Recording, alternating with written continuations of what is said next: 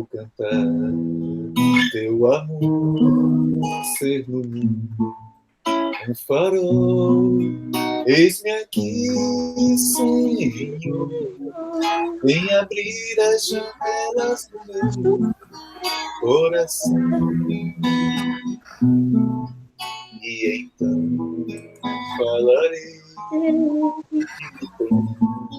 de tua voz, creio em ti, Senhor, as pegadas deixadas por ti, vou andar, vou falar com ternura nas mãos e na voz, proclamar que a vida é bem mais do que aquilo que o mundo ensina, e cantar um canto ensinado de amor, poesia ensinar nossa não sei completo. Planta os campos de vários como poetas que querem sonhar, realizar o que mestre ensinou, e em você a restaurar o coração, fonte de vida no altar a brotar, a nos alimentar.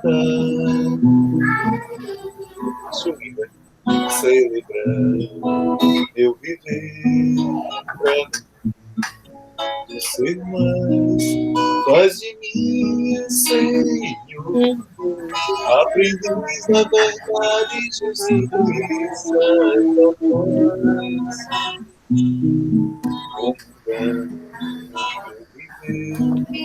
neste mundo, neste mundo. Quero ser, Senhor, novo homem nascido do teu coração. Vou falar com o coração, com ternura nas mãos e na voz, proclamar que a vida é bem mais do que aquilo que o mundo ensina, é cantar. Canta no canto, ensina com poesia, ensinar nossa fé. Planta no chão, cultivar o amor, como poetas que querem sonhar, para realizar o que o mestre ensinou, e em você a restaurar o coração, de vida no altar a brotar, a nos alimentar. Aí, mas eu acho essa música muito tocante. É, bonita. E que diz muito sobre esse mistério, né? Porque fala justamente em cantar um canto ensinado por Deus. Ora, como é que Deus pode me ensinar um canto se ele não se fizer presente em minha frente? Se ele não fizer presente na minha mente, né? Por isso, vamos nos reunir em nome do Pai, do Filho e do Espírito Santo. Amém. Amém. Lembrando que esse sinal da cruz é, sobretudo, um sinal de integridade, porque eu reúno, principalmente quando eu digo pelo sinal da Santa Cruz, livrai-nos Deus, nosso Senhor, dos nossos inimigos, e eu tenho o hábito sempre de repetir para saber bem o que eu estou dizendo. Eu busco a integridade entre o que eu penso, as forças que saem de mim e o meu coração. Então, o sinal da cruz é um sinal de entrega orante a Deus. O nascimento de Jesus é o terceiro mistério gozoso. Uhum. Vamos compartilhar, como diria Monsenhor Lucas, vamos mastigar o Evangelho, né? Então, o que é que nos lembra o nascimento de Jesus? A narrativa bíblica mesmo. O que mais me remete ao nascimento de Jesus é ele sendo o rei, nascendo numa manjedoura, né, na simplicidade. Isso é algo muito simbólico para a gente trazer para a nossa vida, né? De que Deus está no simples, Deus está em todas as coisas, e ele mandou o filho dele ao mundo da forma mais simples e simbólica para que a gente né, veja isso. E ele era o rei todo-poderoso, poderia ter vindo num castelo, né? E através da simplicidade, da entrega de José e de Maria foi a forma que Deus escolheu para o filho dele vir no mundo, num local simples, rodeado de animais, da natureza. Então, acho que isso tudo a simplicidade, é o contraste, né? Que na verdade é um contraste que se completa. A simplicidade do momento com a grandiosidade do momento. Então, acho que isso trazendo para a nossa vida, né, é ver isso, que Deus está no simples, Deus está no sol, Deus está no mar, Deus está na terra, nas plantas, nas pessoas, Deus está em tudo, em todo lugar, especialmente na simplicidade. A gente é que inflaciona, quer ver Deus em muita coisa grande, mas na verdade ele está no simples. No exercício espiritual, o primeiro momento é exatamente a gente se concentrar na cena. É concentrar-se no fato narrado, porque é a primeira perspectiva da leitura bíblica, que é a da narrativa histórica. Ainda que nem toda a Bíblia contenha narrativas históricas e nem sempre seja um retrato fiel, muitas vezes passa pelo autor bíblico e sua vivência. Mas o que mais a gente pode pegar? Pegamos aí, então, os animais, a manjedoura, a simplicidade. Vamos olhar um pouco mais a cena, o que aconteceu, o que está narrado. Estrela. Os Reis Magos, a estrela. E aí a gente pode ir pensando, não precisa agora nem se deter se isso é algo do tipo alegórico ou se é uma narrativa exata. Basta apenas você imaginar que alguém escreveu e quis que a gente pensasse naquilo ali. Uma estrela passando no céu e umas pessoas seguindo a estrela. É algo um tanto quanto inusitado. Mas não estamos aqui para julgar se isso é inusitado, se é esquisito, se não é. O fato é que o autor quis, pare para pensar, você dizer isso para alguém, né, para os letrados da época, que equivalem aos letrados de hoje. Não, as pessoas olharam para o céu, viram uma estrela e saíram seguindo. Então, vamos prosseguir nessa narrativa, no fato, nesse cenário, que é o que foi passado para nós, porque aquilo tem um potencial, se a gente parar para pensar, para achar espantoso. A palavra é essa, espanto, no sentido de algo que a sociedade precisa bastante, que é esse admirar-se. Espanto tem, na verdade, na origem da palavra, patos, o admirar-se com as coisas, com os fatos. E alguém quis que a gente se admirasse com a grandeza desse fato. Assim, eu entendo como o centro mesmo é a vida. A vida, não é? Que com o nascimento de Jesus, embora já existissem vidas, não é? Mas não com a grandiosidade que o nascimento dele vem trazendo para a salvação do mundo, não é? Porque já existiu, o mundo já existia quando Cristo nasceu. Mas eu acho que o nascimento do menino Jesus, ele veio trazer inspiração e vida para a humanidade, né? Então, desde o nascimento dele, eu acho que é a vida, simboliza a vida, né? Para a humanidade na época, né? Que já existia, mas que era um povo muito sofrido, não é? Um povo que vivia no sofrimento muito grande. Então, assim, a vida, a esperança, eu acho que é o simbolismo do nascimento dele, que trouxe para a humanidade isso.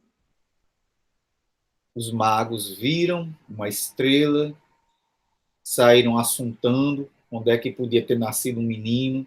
Sempre é bom, nessa hora do cenário, trazer para o hoje mesmo, como se fosse hoje, vocês imaginarem as pessoas procurando, né? Que coisa esquisita, chegar umas pessoas aqui em Natal, de repente, perguntando, olha, eu soube que nasceu um menino, como é que você responderia? Ora, na maternidade está cheio, vai lá.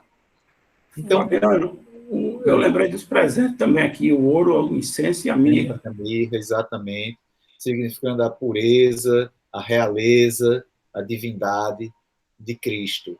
Né? Então, os presentes, a ideia que o autor bíblico diz, olha, eles traziam presentes porque aquilo era uma coisa grandiosa. Nasce na pobreza, mas não rejeita nem e faz parte, receber a grandeza do mundo. Tem alguns atores também. Perto dali, haviam pastores que estavam cuidando de seu rebanho. E me chama muita atenção a participação desses pastores, porque eles parecem muito conosco. Mas eu não vou entrar ainda na fase de comparação, vamos só lembrando dos fatos, tentando imaginá-los, a riqueza desses fatos para a nossa vida.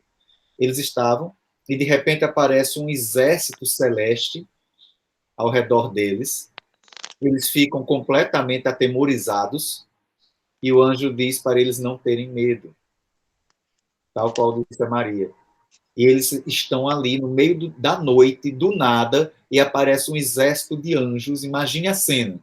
Imagine bem como deve ser uma coisa, essa grandiosidade toda. E foi um momento massa. Aparece um exército de anjos e diz a eles que que vão encontrar um menino deitado, e o sinal para eles é que vai ter um menino deitado numa manjedoura. E que será o sinal da salvação. Vejam bem esses personagens, eles encontram um menino, dizem tudo que o anjo disse, contam aquilo, aí vocês imaginem José e Maria ali, já não basta os reis magos, ainda vem um bocado de pastores contando que apareceram anjos, que foi uma coisa que eles ficaram com medo, imagine a iluminação, a loucura isso da noite.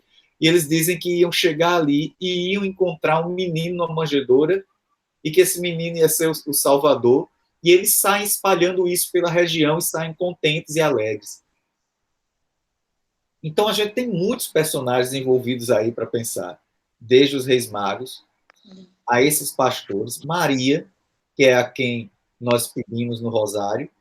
Maria, que estava lá o tempo todo e não é registrada nenhuma fala de Maria. Ao contrário, o evangelista diz que ela guardava tudo no seu coração. Agora imagine aí a mãe desse menino, recebendo pessoas, e ela já, obviamente, Isabel já disse, bendita és tu entre as mulheres. Vamos agora começando a colocar no patamar dos 2 mistérios anteriores, para começar a entrar agora no entendimento. No primeiro mistério, ela diz o sim, engravida. No segundo, ela se põe a serviço. E tem um detalhe importante. Isabel, quando diz bendita és tu entre as mulheres, Isabel está confirmando a missão de Maria. Do nada, Isabel diz, quando ouvi a tua voz, a criança estremeceu no meu seio, no meu ventre. Então, Isabel confirma a missão de Maria. E chega agora, o menino finalmente nasce. Então eu engravido de boas obras, eu devo sair para ajudar o próximo, e o fruto disso é simplesmente nascer a salvação.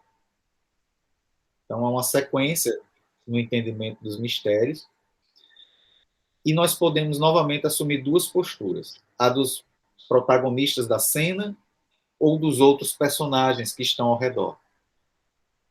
Os protagonistas, nós vamos ter desde os reis magos ali adorando, vamos ter Maria, que se enche então da plenitude da graça, ela está ali silente, mas só vendo tudo aquilo se realizar, tudo aquilo acontecer.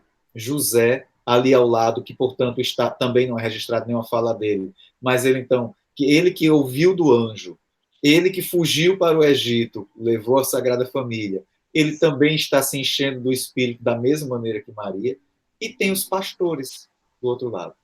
Então, o nascimento de Jesus, que como no Evangelho de hoje, na segunda carta aos Coríntios, na liturgia de hoje, São Paulo diz, o Espírito de Cristo é a liberdade.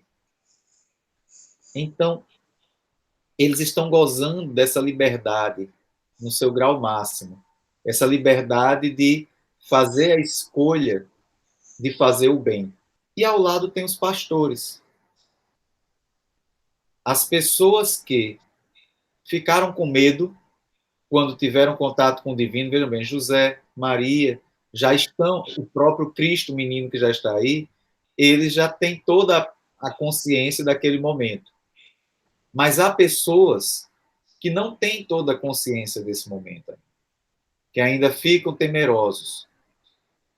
E o Espírito, através do anjo, Deus, através do anjo, vai dizer: acreditem, eu vou dar um sinal. Façam isso, vocês vão ver um sinal e vocês vão acreditar. Eu posso, de repente, estar no momento da minha vida, do nascimento de Jesus, agindo já, atuando, como Maria, como José, dando à luz o amor, ou eu posso estar na posição de quem está ao redor, de quem precisa ouvir e confiar e estar atento aos sinais. De que adianta eu dizer que estou rezando o rosário e eu não estar atento ao que acontece? Eu não estar atento aos sinais para saber que aquilo ali é um momento que marca, aquilo faz a diferença. Estar atento para aquilo que pode fazer a diferença no outro. E agora nós vamos entrando na fase do pedido. Como é isso na minha vida? No dia de hoje, e a gente deve ser sempre muito concreto, procurar os pequenos momentos do dia, dentro daqueles 4 pontos cardeais. Lembrando, a trave vertical é a minha relação diretamente com Deus. Eu, às vezes, não sinto que Deus está em minha vida. E aí eu tenho 2 reações. Ou eu procuro, nos sentidos, nas coisas do mundo, me satisfazer, ou eu fujo num vitimismo, achando que Deus não está comigo, que eu não mereço, que as pessoas estão me ofendendo, que me magoaram. Então, eu posso estar querendo suprir a falta da minha presença com Deus nas coisas do mundo, pode ser na bebida, pode ser na comida, pode ser no sexo, pode ser fazendo coisas que dão prazer, um hobby, mas de uma maneira que tenta substituir a alegria verdadeira. E de outra ponta, eu fujo disso tudo no vitimismo. Ou na trave horizontal, eu posso não ver Deus no próximo.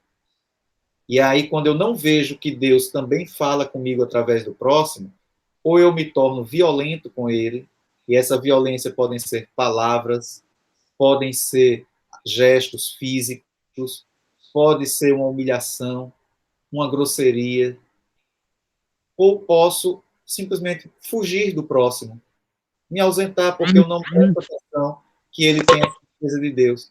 E como é que eu fujo? Eu me isolo no meu mundo, não quero mais falar com ele, não quero mais saber dela, não quero mais falar com fulano, não estou nem aí para o que você está dizendo, vou cuidar da minha vida. Eu esqueço a importância do próximo. Sempre é esse ponto cardeal. A busca dos sentidos para satisfazer, os sentidos não são satisfeitos, agride-se o próximo, descobrimos que agredimos, nos sentimos culpados, vamos para o vitimismo, saio do vitimismo, para fugir do vitimismo, me isolo no meu mundo. A gente fica em círculos, enquanto que a verdade está no centro o tempo todo. Então, quando a gente pensa no nascimento de Jesus, nessa verdade que está no centro da cena, na pequena manjedoura simples, como é que foi o meu dia hoje? Em qual desses 4 pontos eu caí? Foi na busca de uma alegria? Foi esquecendo que do meu lado tinha uma pessoa e eu a deixei triste de uma maneira que realmente não era cabível para a situação, porque também tem situações que deixam triste. Mas será que fui eu a causa de uma maneira injusta, de uma maneira não cristã? Será que eu fiquei me vitimizando durante o dia, reclamando, resmungando, achando que Deus não está do meu lado? Ou será que eu estou me isolando e não vendo Deus no próximo? Cada um aqui pode ter um pedido. Eu sei exatamente onde eu caí hoje nesse círculo. E a gente pode até marcar um pontinho, tá, para cada coisinha. De manhã você pensa, eu fiz isso, pontinho. De tarde, fiz de novo, pontinho. Para de noite, na hora de fazer o exame de consciência antes de dormir, como é que eu fui hoje? O que é que eu vou prometer para amanhã? E aí, no dia seguinte, na oração da manhã, você retoma o que prometeu na véspera à noite. Esse é um exercício espiritual simples. Feito isso, vamos dar alguns segundos para a gente refletir sobre esse pedido pessoal, isso que eu caí hoje. Vamos rezar o mistério, o Pai Nosso Que estás e no as céu. 10 Ave Marias. Nós vamos rezar pensando nisso, pensando nesse pedido, nisso que eu fiz, que eu não vi o nascimento de Jesus, ou agradecendo porque eu vi o nascimento de Jesus e pude colaborar. Ou estava no centro, ou estava na borda. Então, vamos rezar pensando nisso, sabendo que estamos nos dirigindo a Maria. E quando a mente distrair, a gente volta com força, a gente pensa, Ave Maria, cheia de graça, e meditando em cada palavra dessa, principalmente quando a gente disser Santa Maria, Mãe de Deus, porque é o nascimento de Jesus que a gente está falando.